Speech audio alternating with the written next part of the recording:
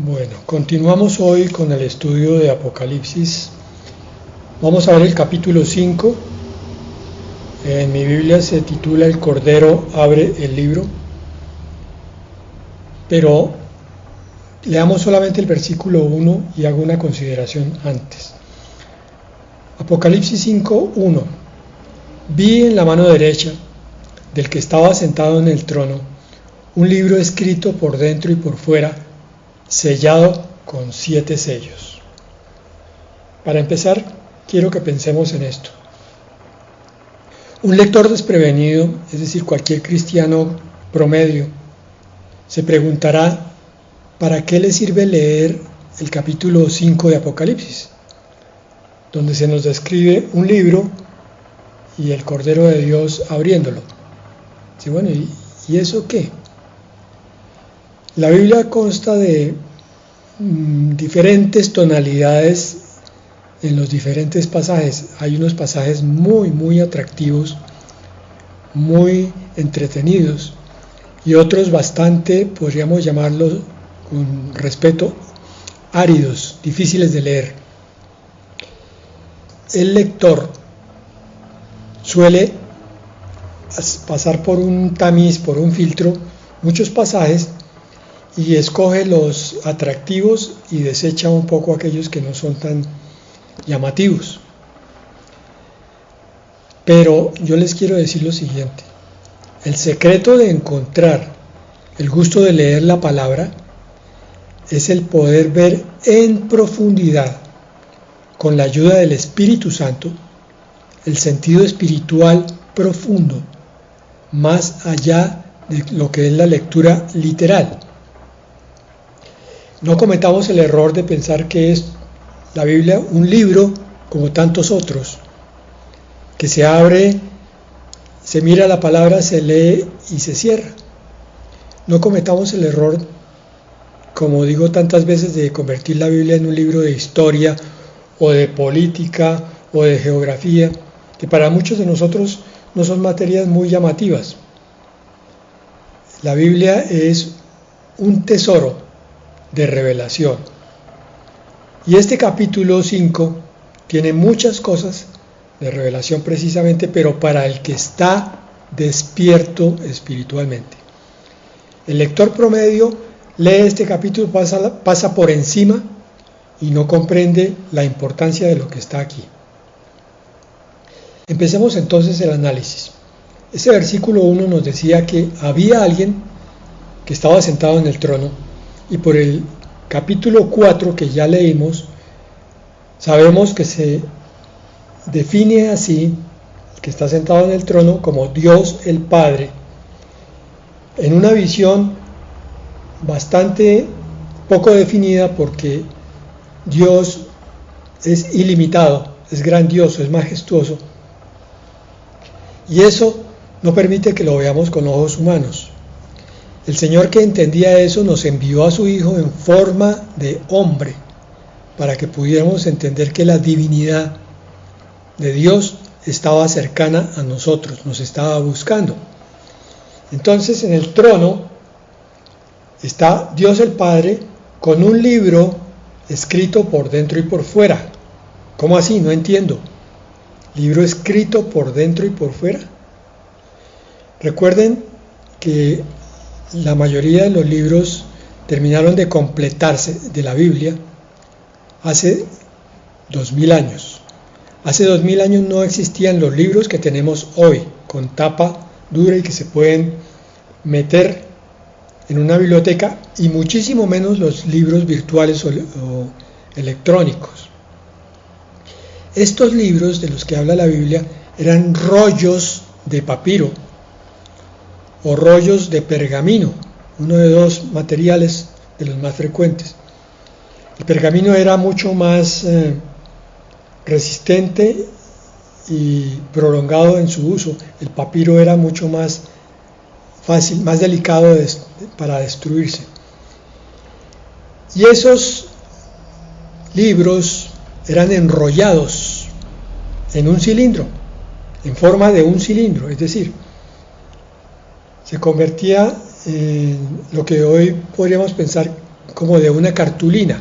Entonces se podía escribir por ambos lados de ese rollo.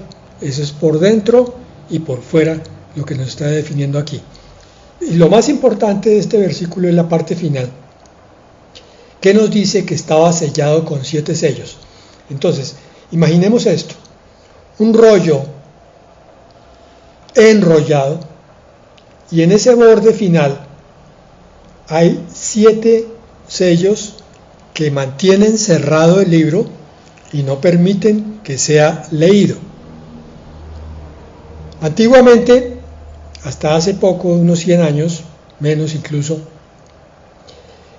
se usaba en las cartas que eran mandadas en forma física un sello para que no la abriera nadie, y lo que se usaba era lo que se llamaba lacre. El lacre venía en unas barras como de tiza, hagan de cuenta, y eso se calentaba a la llama de una esperma. Cuando se derretía una gota, entonces se colocaba sobre el borde de la tapa del sobre que contenía la carta para que quedara sellada. Más o menos ese es el sentido de los 7 sellos de este rollo. Está sellando el contenido. Está estableciendo primero que tiene una propiedad. Cuando uno sella una carta, o sellaba mejor una carta, estaba poniéndole casi siempre a esa gota de lacre que caía caliente sobre el papel del sobre un anillo con un sello que daba la marca individual personal del remitente. Al mismo tiempo, ese lacre era garantía de que nadie más iba a abrir la carta, o sea, nadie más se iba a enterar del contenido. Y esto es vital para que entendamos por qué el rollo del Cordero tiene 7 sellos. Y por último, el lacre cumplía la función de exclusividad para que solo el destinatario pudiera recibir, quebrar el sello del lacre y abrir el contenido y enterarse de qué era lo que le estaba escrito. Entonces el sello es una figura para señalar que solo hay un destinatario legítimo y que todos los demás quedan excluidos, todos los demás lectores quedan excluidos. Esto nos va a explicar el porqué de la queja de Juan en los próximos versículos, pero también nos explica el misterio de la revelación, porque algo similar ocurre con ese proceso espiritual que está destinado para unos pocos. No a todo el mundo le es dada la revelación. ¿Por qué? No porque sea un sistema de méritos principalmente, pero sí es un sistema de escogencia, de disposición. La revelación le va a ser dada al creyente, al cristiano que ha cumplido ciertos requisitos. Primero, la obediencia; segundo, el sometimiento; tercero, la humildad, y etcétera, etcétera. Entonces, no todos reciben esa revelación, y por esa razón no todos sienten el gusto de leer la palabra de una forma investigativa, de una forma escudriñadora, de una forma incluso mejor, que es la de buscar tesoros escondidos. La palabra es algo así.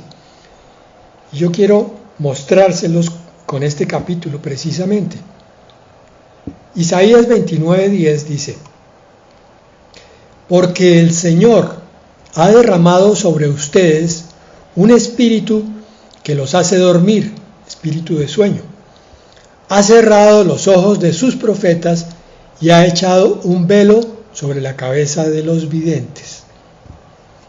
La palabra es clara y explícita. A veces pensamos que nosotros somos dueños de las circunstancias, pero la palabra viene a desvelarnos que muchas cosas vienen de arriba, si no todas. Que la disposición del corazón no es algo exclusivamente del hombre, sino es algo que es leído por el corazón de Dios. Ve en el hombre la disposición de buscar, de escudriñar, de aprender, de profundizar, y entonces el Señor quita todo velo y toda dificultad que se interponga en esa revelación. Por eso dice el versículo siguiente, Isaías 29:11. Toda visión será para ustedes como las palabras de un libro sellado, que si se le diera a quien sabe leer y se le pidiera leerlo, aquel diría, no puedo leerlo porque está sellado. Esto tiene que ver con lo que estamos hablando de Apocalipsis. Isaías 29:12. Si se le diera el libro al que no sabe leer y se le pidiera leerlo, aquel diría, no sé leer. Versículo 13. El Señor dice, a decir verdad, este pueblo se acerca a mí con la boca y me honra con los labios, pero su corazón está lejos de mí. El temor que de mí tiene no es más que un mandamiento humano que le ha sido enseñado. Esta palabra es impresionantemente profunda para mostrarnos las dos clases de corazones que se acercan a Dios. Aquel que produce fruto al 100 o al 30 por uno es el que está dispuesto no solo con su boca, con sus labios, sino con su corazón para recibir entendimiento y revelación de Dios.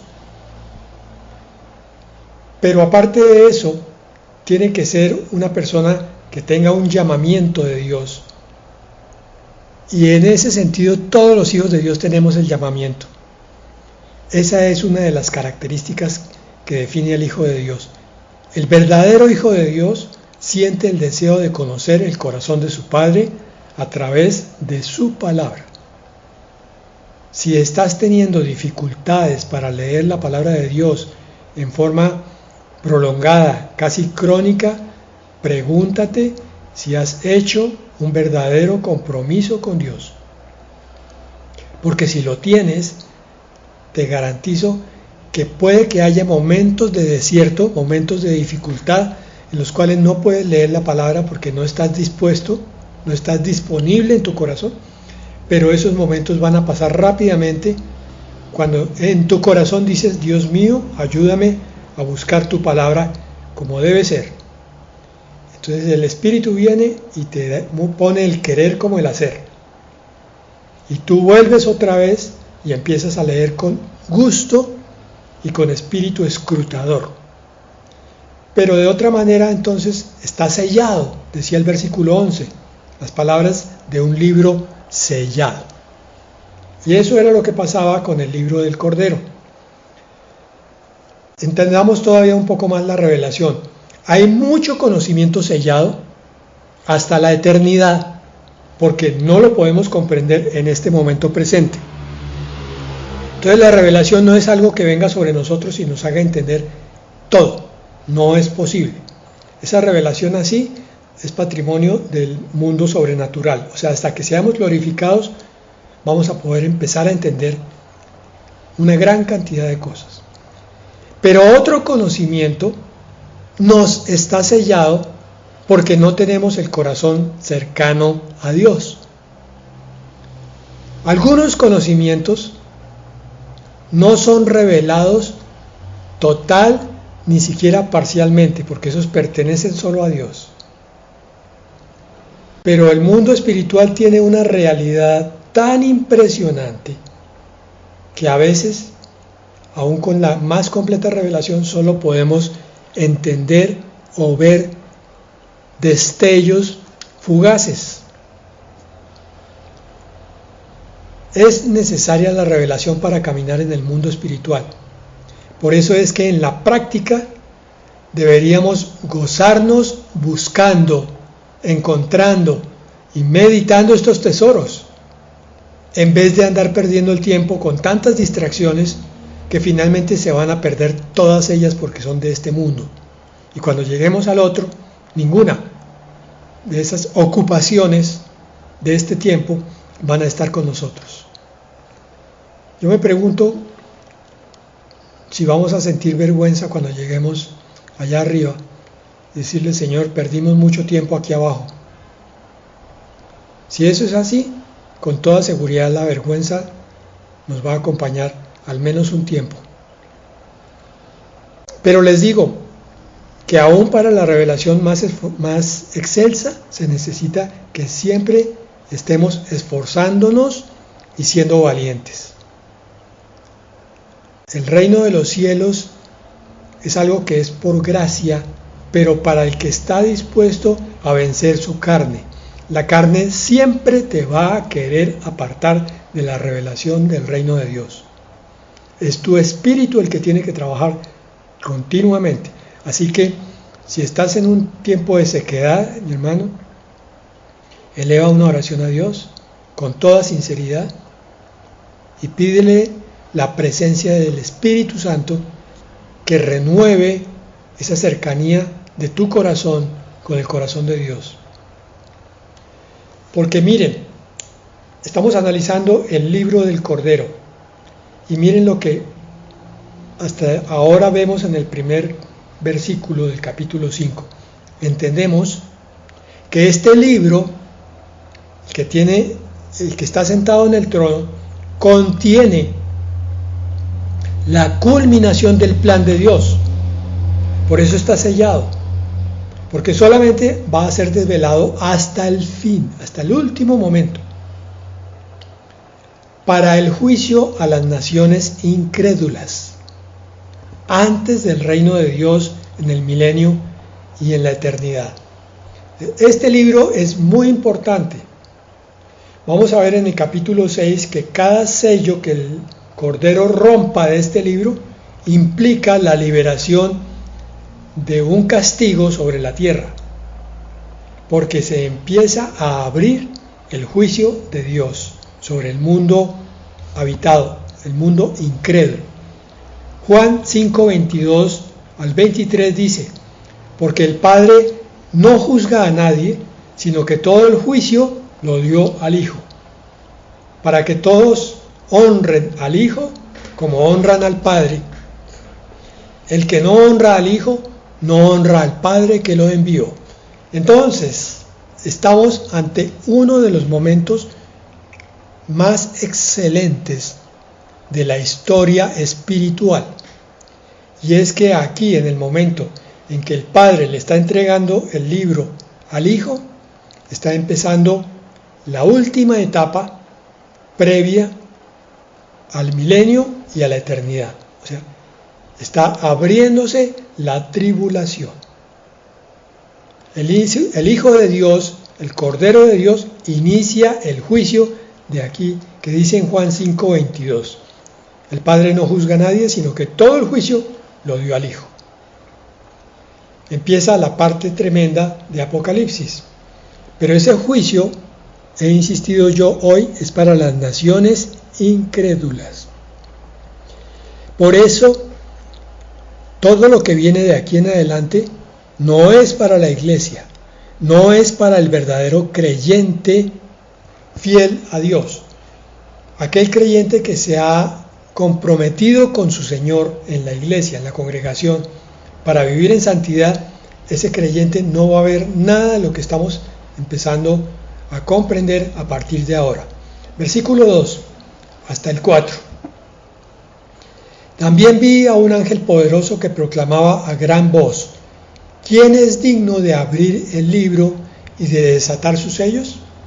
Ya vimos que este es un libro de la voluntad divina, y por tanto, para iniciarlo y para ejecutarlo, solamente alguien que tenga la misma característica divina va a ser digno de abrir. Por eso dice en el versículo 3, pero ninguno, ni en el cielo, ni en la tierra, ni debajo de la tierra, podía abrir el libro, ni siquiera mirarlo. Este es un libro que viene de la naturaleza divina, y por tanto, solo el que tenga naturaleza divina puede leerlo y abrirlo. Versículo 4, y yo lloraba mucho porque ninguno fue hallado digno de abrir el libro, ni siquiera de mirarlo.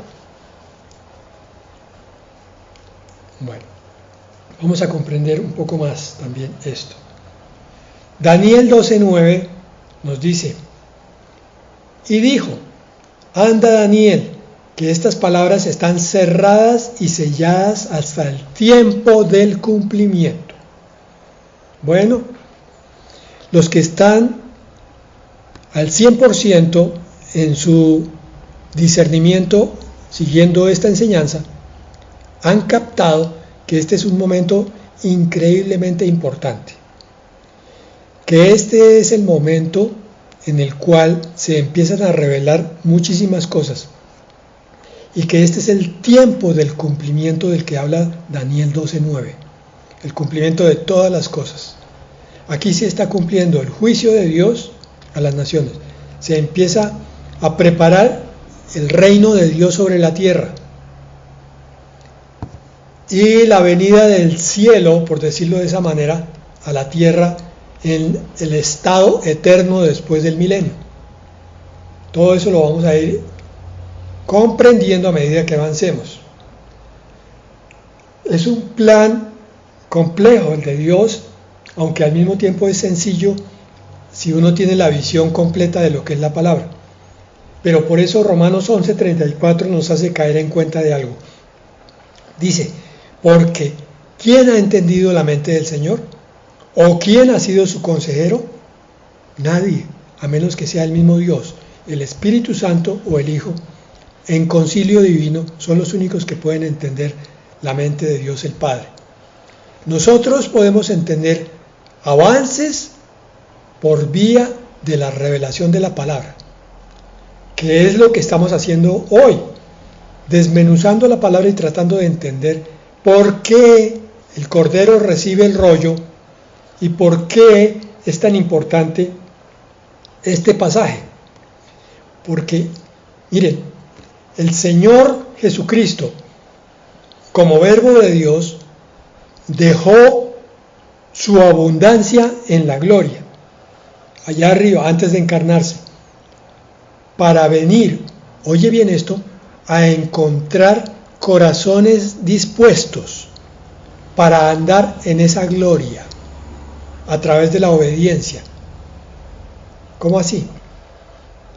Como se inicia el juicio, también se está preparando el reino de Dios en la tierra. Y solamente los que son dignos son los que van a pasar a ese reino milenial y a esa eternidad.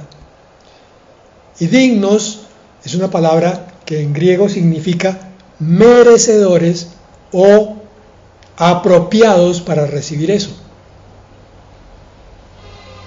Entonces no solamente se necesita ser salvo, no solo se necesita ser salvo, sino ser santo para ser digno, para ser merecedor o para estar en un estado apropiado, recibiendo la revelación y por consiguiente entendiendo cuánto hay que trabajar en las cosas de Dios para pasar a lo que ya está a la vuelta de la esquina, la eternidad.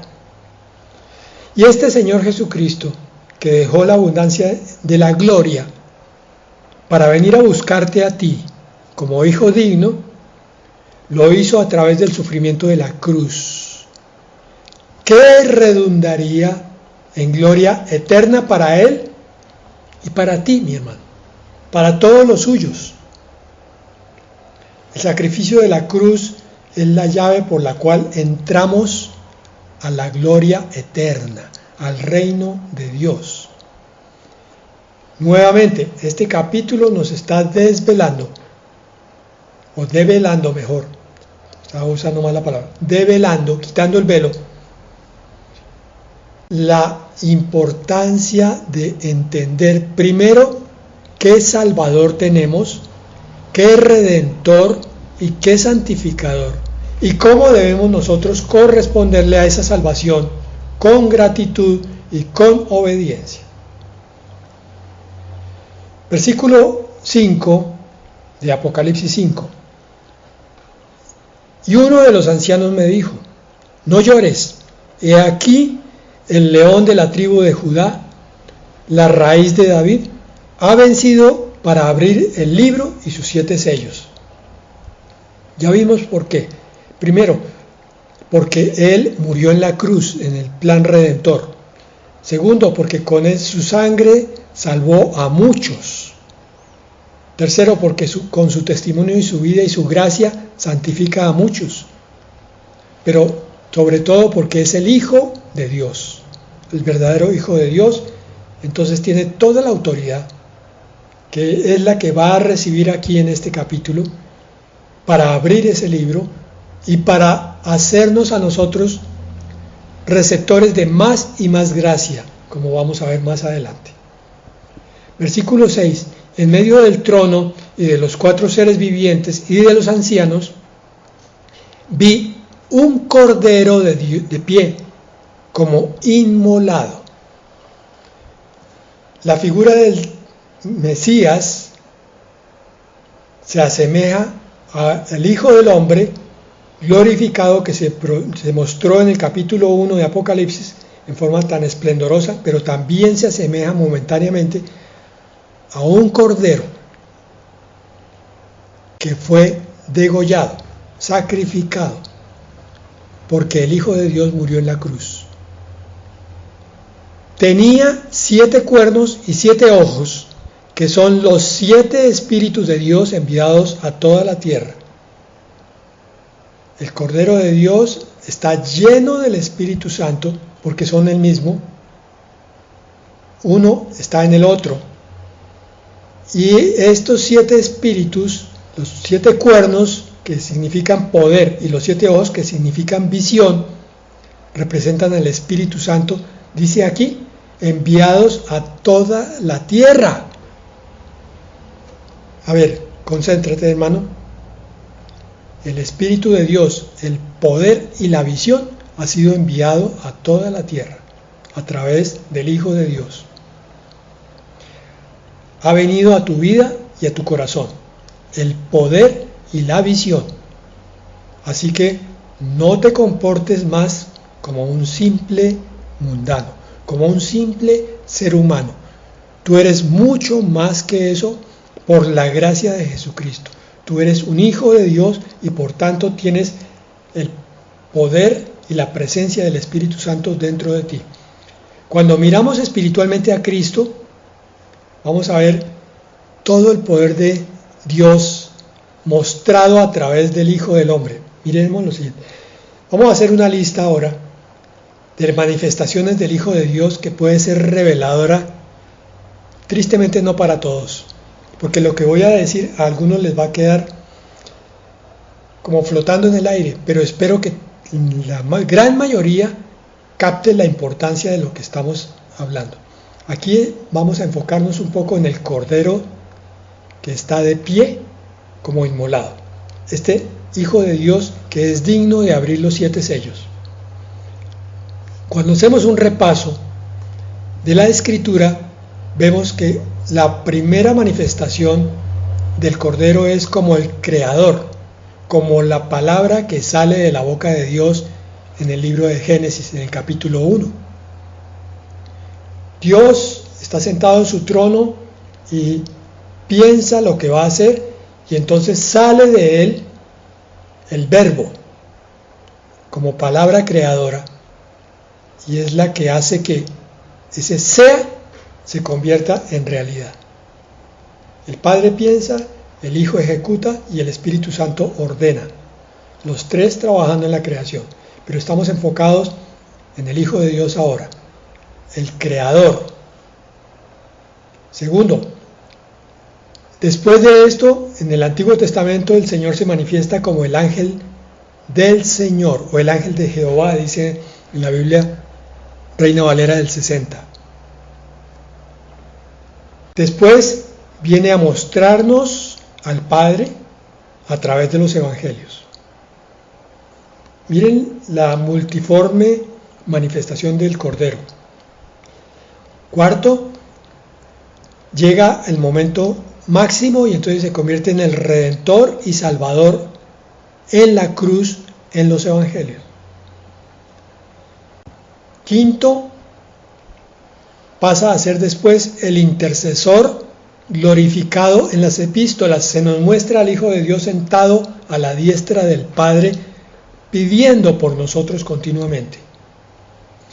Sexto, Aquí lo acabamos de ver en Apocalipsis 5:15 como el león de la tribu de Judá que va a iniciar el juicio.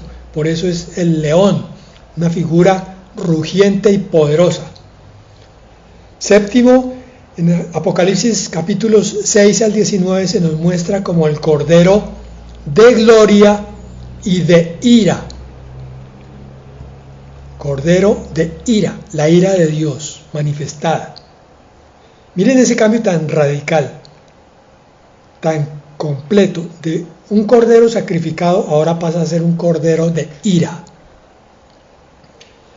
Octavo, en Apocalipsis 19 se convierte en el esposo de la iglesia que baja con sus santos a iniciar el gobierno de Dios en la tierra.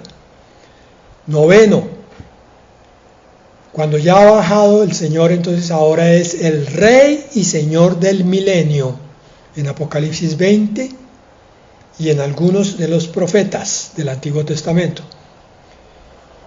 Y décimo, no son todas las consideraciones de Jesucristo, apenas 10, pero miren lo impresionante y veamos la conclusión de todo esto.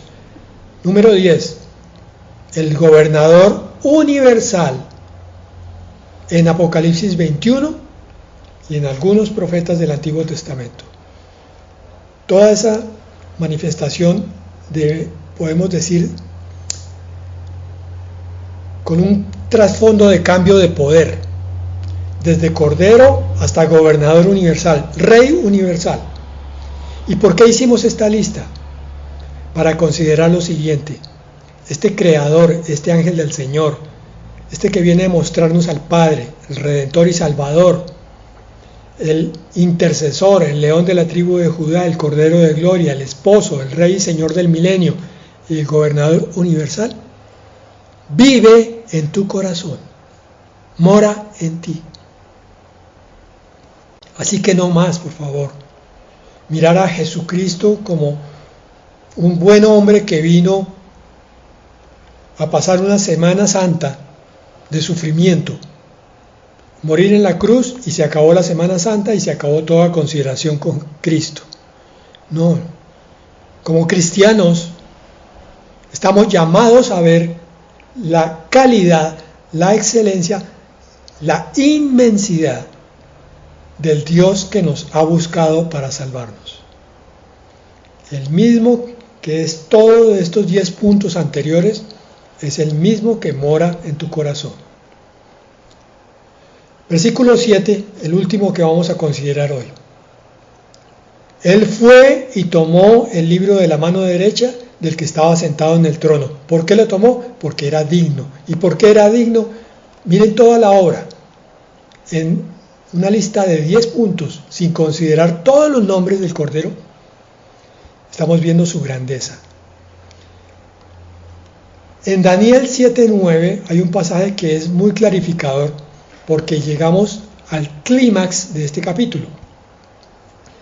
Daniel 7:9 dice: estuve mirando hasta que fueron puestos tronos y se sentó un anciano de días, o sea, Dios el Padre, cuyo vestido era blanco como la nieve y el pelo de su cabeza como lana limpia, su trono llama de fuego y las ruedas del mismo fuego ardiente.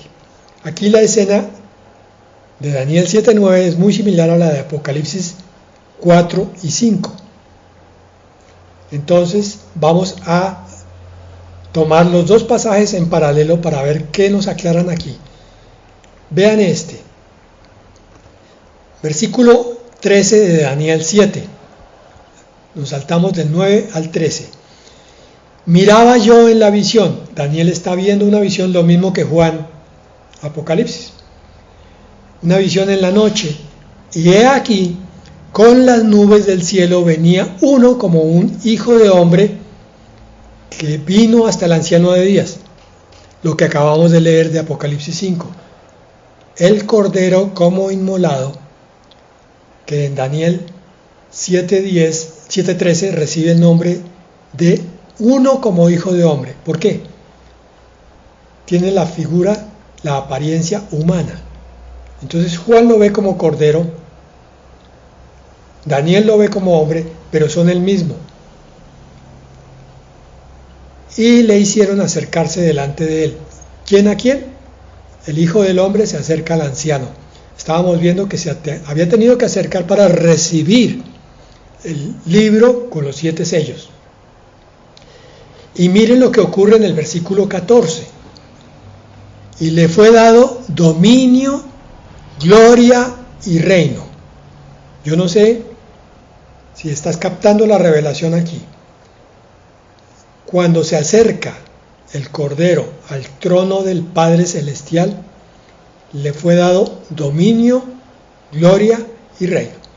En este momento preciso está siendo coronado como no solo el Hijo de Dios, sino como el sucesor en el gobierno universal.